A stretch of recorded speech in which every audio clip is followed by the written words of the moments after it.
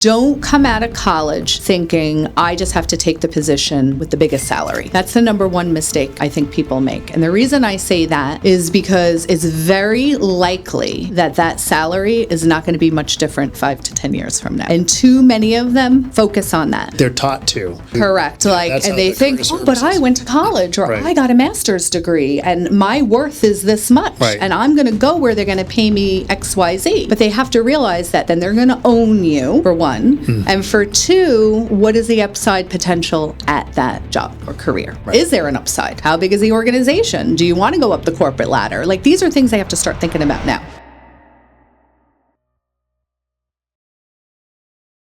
Welcome to Take the Power Back. If this is your first time joining in, this is our way of saying to Gen Z, you're awesome. We're trying to inspire you to enter into entrepreneurship and really take the power back from career services. Also to change the narrative. People think that you're lazy, you're entitled, and you're none of those things, and I know it and you know it. What we need to do is to give you inspiration of what you need to do to pursue in order to become the best version of yourself. So today, I have a very special guest, which I'm excited to have, Stacy Murphy. I've gotten to know Stacy over the last 6 months or so, and I am very impressed with your business sense, your acumen, how you grow, the way you think strategically, the way you are coachable, and are trying to get better every single day, even though a lot of people would think, geez, you've reached an amazing amount of success. So let me introduce, and I don't want to tell your story, it's yours. So why don't you tell us who you are, what you do? Thank you for having me. I appreciate it. I own an FMO out of South Florida. Been in the insurance industry for 26 years now. She was 12, 13. I was just going to say, that's 10. I actually went the career path originally. I was with Humana for 12 and a half years. Yeah. And got into Medicare space, which if you're in South Florida, you know why I'm in the Medicare space. I guess there's a lot of older a lot of older retirees.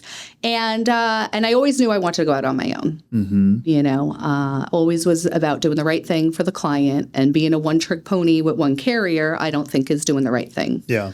By the client. I got great training, great experience there, but going out on my own was the best thing I ever did. Mm. My goal at that point, because I had 3 kids while I was there. Wow. Yeah. And I was always in sales. Never had aspirations of management, did not like corporate America, didn't like the politics behind it. Yep. You're only good as what you're doing for them today. They don't care what you did yesterday. So true. So I encourage my kids to go into business for themselves. But again, I had 3 young children, and I just knew that by the time I was 40, I needed to be out. Mm-hmm. And that's what I did. So by 39, I left and started my own agency. Okay. So just so people that don't know the business like you and I do, what is career? So just so they career, you're an employee with an insurance company. So whether it's on the life insurance side, whether it's on the medical side, in my case, it was Medicare. Okay. So I worked for Humana, who's one of the top 5 insurance companies in the country. Yep. And I had a small salary plus commissions. Yep. Okay. 401k. Benefits. Medical benefits. That's what career is. That's career. That's career. So you go out on your own in 40 and you create what?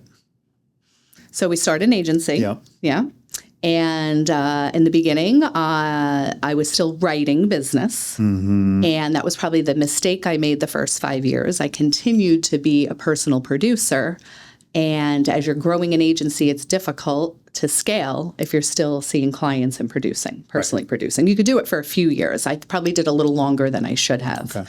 Word of mouth, people just wanted to come work for us. My goal back then was, I used to just tell people, my goal is to get you to $100,000 income within 3 years. That's what I always wanted for everybody. As we got better at training and mentoring, then my goal was we want to get you to $250,000 in 3 to 4 years. So, and the team just kind of grew. So when you start, when you go out on your own, you're not Humana anymore. Start all over. You start all over, right? So you don't have a brand, you don't have a website. Nothing. So what is that? What are those? Because that's really, for those who are listening, it's really starting from scratch. Absolutely. You're starting your own business. You walk away from your book of business. They don't let you keep your clients. No. So you start at 0. Yep. Now, I always tell agents and even people in business, we're in the relationship building business more than we are insurance agents. Mm-hmm. So as long as you're good at building relationships, which I always was, it was an easy transition for me because now it was, guess what? I can do everything. Right. I could do all the carriers, so I can shop around and find you better plans. So it was an easy transition in that way. Obviously, starting with no income. Scary. Yeah, it's scary. 100% commissions is scary. But you know something? I never really had a real salary job. So my income there was $18,000. That was my salary. Right. So we're not talking about, you're not paying your bills. Even 20 years ago, you weren't paying your bills with $18,000 a year. Previous to that, the only thing I ever did was bartend and waitress. And why was that so great? Tips. Yeah, right. So if I built the relationships and I hustled, I always made a lot of money. Right. So for me, commissions was not scary. I've never had, I'm going to call it a real job. Like I never had where you go to work and you get paid and you punch a clock. I don't even know what that is. Yeah. I have no idea what that is. I think it's the worst kind of job out there, honestly.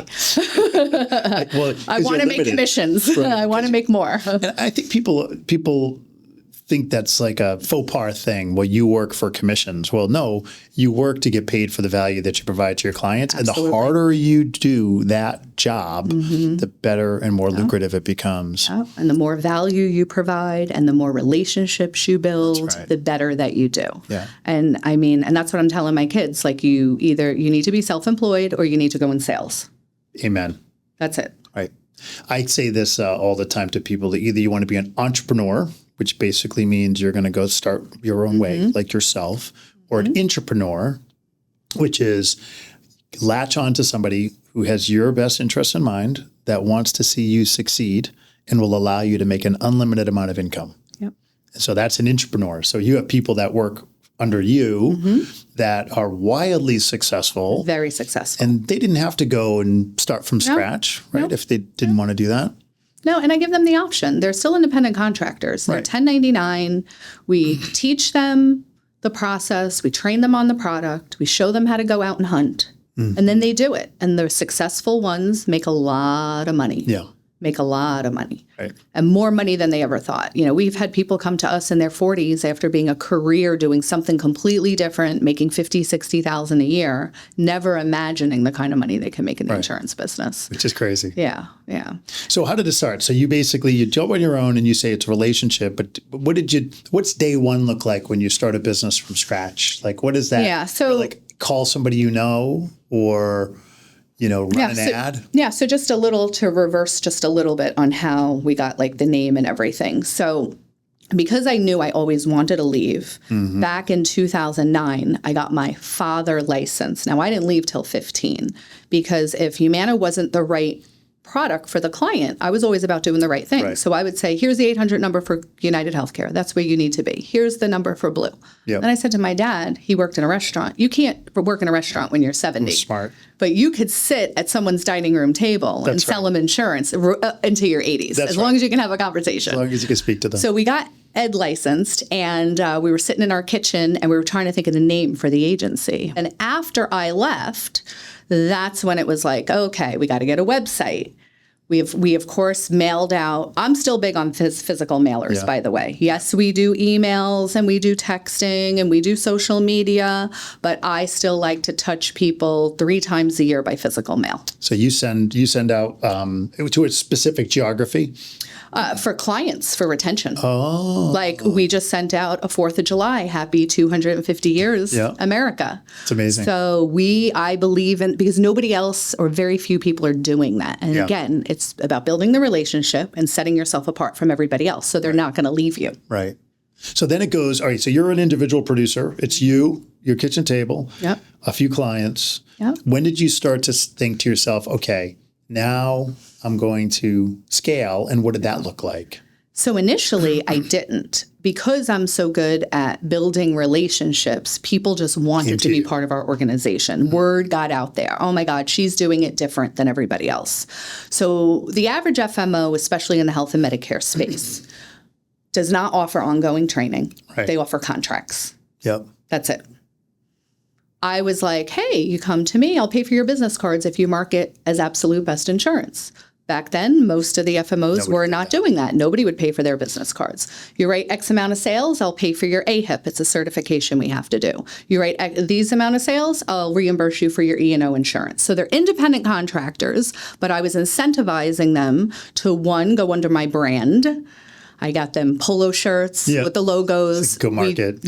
We do a lot of website, the tabletop events, marketing, pull up banners. So as long as they were willing to market as absolute best insurance, I paid for all that stuff for them. Nobody did that. Some people do that now, but back then nobody was doing that. So what did that turn into? So what's it look like? How many years ago was that, and what does it look like today? So it was 11 years ago. Now we have about 300 agents in our downline. But again, most of them word of mouth.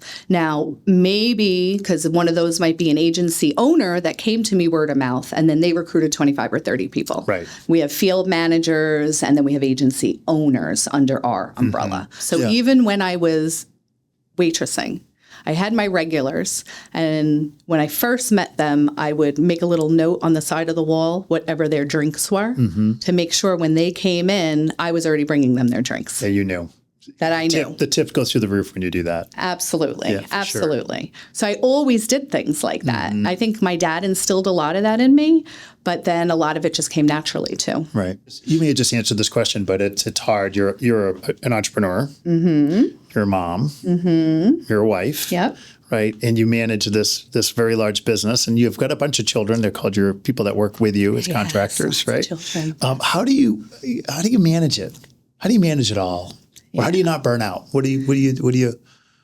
Well, what I did in recent years, and this came through mentorship and coaching, is I put the right people in the right positions under me. Yeah. See, if you and I were having this conversation 3 years ago, I was completely burnt out. I was talking to PE. I was ready to sell. The business was doing fabulous, and it was growing, and I was making more money than I ever imagined. But I could say this, I'm a lady, but I was crying.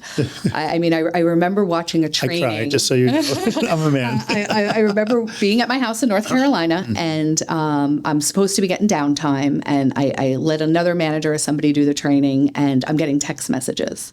Oh my gosh, he's not as good as you, and I'm just like, I took it and I was like freaking out, I can't delegate. I have to do everything. It has to be me, But through coaching, I realized that that's not the case. I just had to start doing a better job delegating and allowing them to do things. So Tara took over ACA training. So basically we gave her a product line, and if anybody wants to ask me a question, what do I say? I don't know anything about that anymore. You got to talk to Tara. Tara knows more than I do. That's right. And that's how I stopped even dealing with clients. I went, you know what? Ethan, Danny, they know more than I do. Yeah. They're in it every day. I'm managing the office and the agency. So I just started learning to just give it away. Just give it away. Yeah. Give it away. And we tell ourselves, especially as type A top performers, that nobody's better than we are. So originally it was I have to be the one working with the agents. They're not going to want to work with anybody else. They want to learn from me. And the same thing with the client. They don't want to talk baloney. If you train your people properly, and they're going to basically be an extension of you, and sometimes they're even better than you. They become that way over time. They do. Certain people absolutely do if you give them, the opportunity. And so that made my life a lot easier. I plugged in the right people in the right places, someone taking over the commissions department, someone taking over the training. Danette, my sales director, does all the compliance. So I used to handle the compliance. That's a lot. So we get what's called sales allegations if someone calls into CMS, and they could just call and say, my agent didn't tell me I have a copay for this. And all of a sudden you're getting in trouble. Yeah. Well, come on. The average client only remembers 30% of what you tell them. It could be 2 years later. And the benefits change every year. Exactly. So we've had that happen. Yeah. Oh, they told me I have dental coverage and I don't. Well, you had it 5 years ago when you bought the plan, but they did away with it. That's right. Or you didn't pay the premium. There's that and we sent you 12 messages. So I took compliance off of my plate. We have a full-time marketing person in the office. So just by putting the right people in the right places, then it allows you to work on what's going to help you scale and grow your agency. Yeah.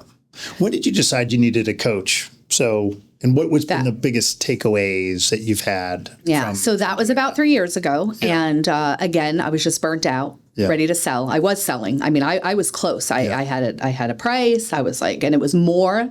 So I was like, if this was 3.5 years ago, if I get this much money, I'm out. Yeah. And the offer was $3 million more. Than what and then I went, than what I thought it was going to be. Wait a minute. And I went, wait a minute. I'm on to something here. So then that made me not want to sell because I was like, wait a minute, this thing is worth more money than I thought it was worth. Right. And I had a few people. I had a good friend that owned a construction company. And he was much older than me. We knew him through where we go in the mountains. And he's like, Stacy, I've been in business 30 years. I've always had a business coach. And I'm like, really? See, because I was always a self-starter, motivated. Like my sales managers at Humana didn't motivate me. They didn't make me want to do more. That came internal. Yeah, you had the fire. Yeah, I had the fire. So to tell me a coach, I'm like, well, what's a coach going to do for me? But I had him. And then I had another good friend that's a very top producer, small agency owner, same thing. She's like, I've had a coach for a couple of years. It changed my life. So I was looking into different coaches, and coincidentally, I had seen Coach Burt do an event some years ago. And when he initially reached out, I was like, yeah, I'm not paying this guy this kind of money. He's crazy. Like that was my first, I'm like, what is he going to do for me? And when I got to that point, I was so burnt out. Coincidentally, I got an email, Memorial Day sale. And I'm like, oh, sale, 50% off. I'm in. Why not? Came to Nashville. We were at his lodge, and I was like, oh, I like this. I just started, when I started implementing a few things, and I paid him to come be with the team, and then he introduced me to other people. He introduced me to you.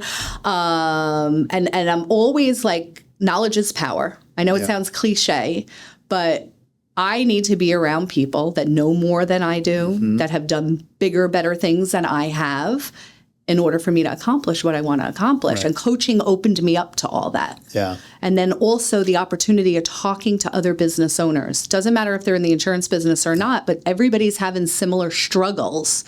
I told you my dad was always my guy. Yeah.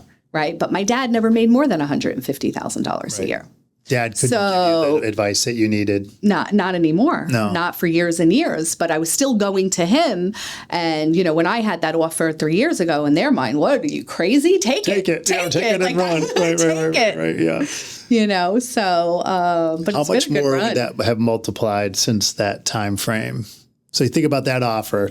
Yeah, now it's probably 3 times, 3.5 times. Yeah. In 3 years, it's probably 3 times or 3.5 times more. Yeah. And I had another offer a few weeks ago, and then depending upon the week I'm having with the team and the agents and the stress, sometimes you're like, I should just take it. Take the money. But what would you do, to be honest? So like, as you know, I'm too young, and you've got too much energy. I do. Yeah. And even though I joke around and sometimes I say, I hate people, like that's a lie. I love people. You can tell it oozes out of you. I do.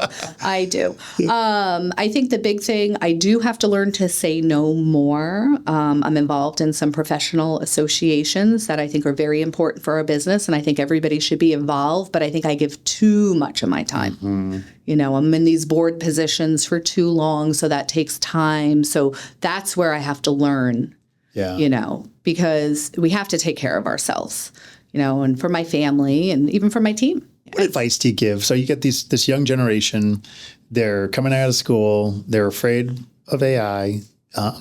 They don't know what they want to be when they grow up, right? Yeah. So what advice do you give? Like,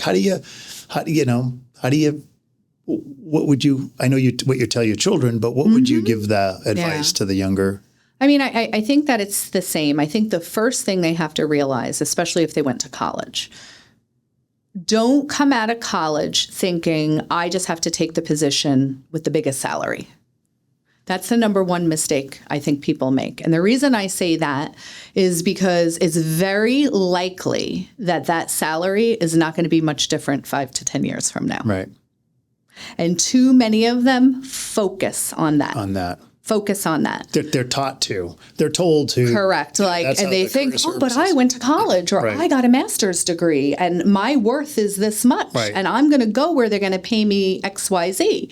But they have to realize that then they're going to own you, for one. And for two, what is the upside potential at that job Right. or career? Right. Is there an upside? Right. How big is the organization? Do you want to go up the corporate ladder? Like, these are things they have to start thinking about now. Again, I said earlier, like, I think that they have to look at either sales or opportunities to be self-employed. That's what they need to be looking at, because that's where the future is going to be. And then as far as AI goes, just start implementing it and using it. Yep. Will there be certain positions? Absolutely. Like at a doctor's office, answering the telephone? No, they're not going to need receptionists. No. Most offices are not going to need receptionists. Correct. But I don't think most kids go to college wanting to be a receptionist either. No. But you're definitely going to have those types of jobs that, I think will become obsolete. Yeah, and I think that what the knowledge is applied is powerful, right? So you got all this baked in knowledge, and I always say there's two things that you want to consider. Number one is that your talent, your skill can only bring you so far. Then you got to go play for the right team, and the team that you got to go play for is a team of winners.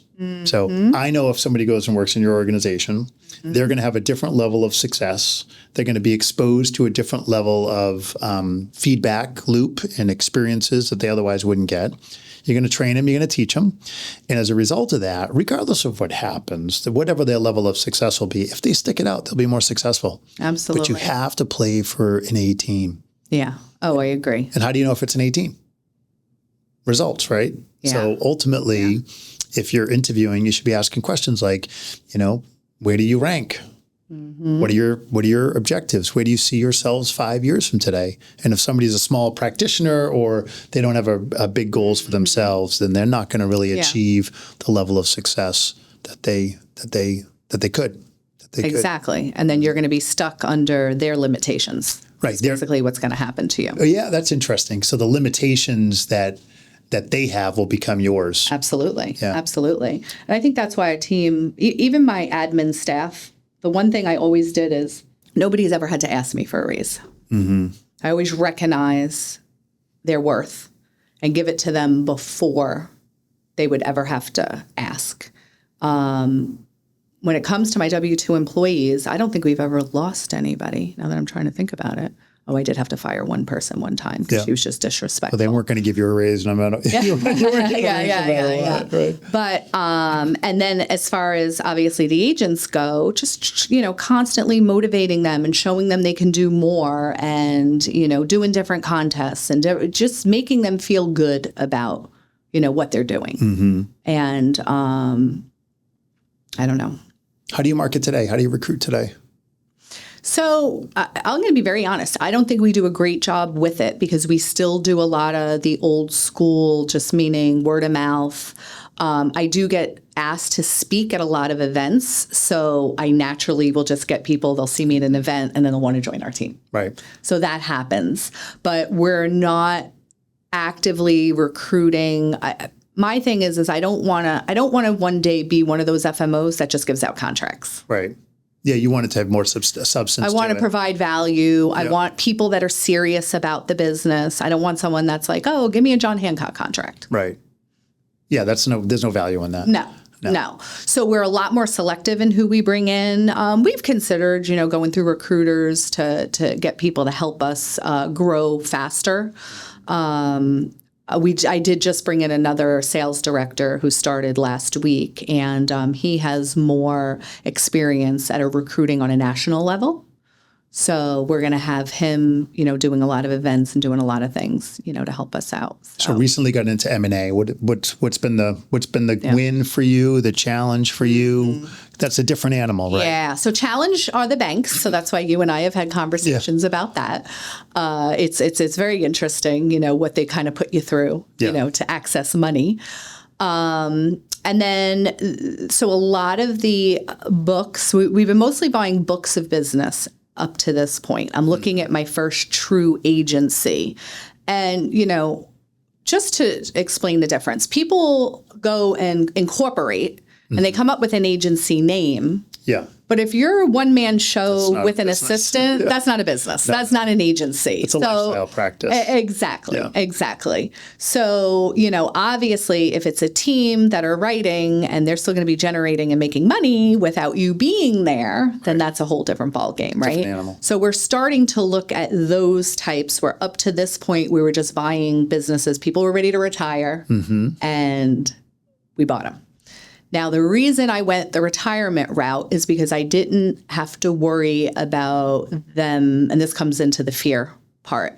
Younger people kind of got savvy to, I could build a book and sell it and then start again. Yeah. I've seen that a lot. Yeah. Yeah. And it's really dishonest It is because terrible. then you're going after someone paid you for that business, and then a year later, you're trying to rewrite all those people. Right.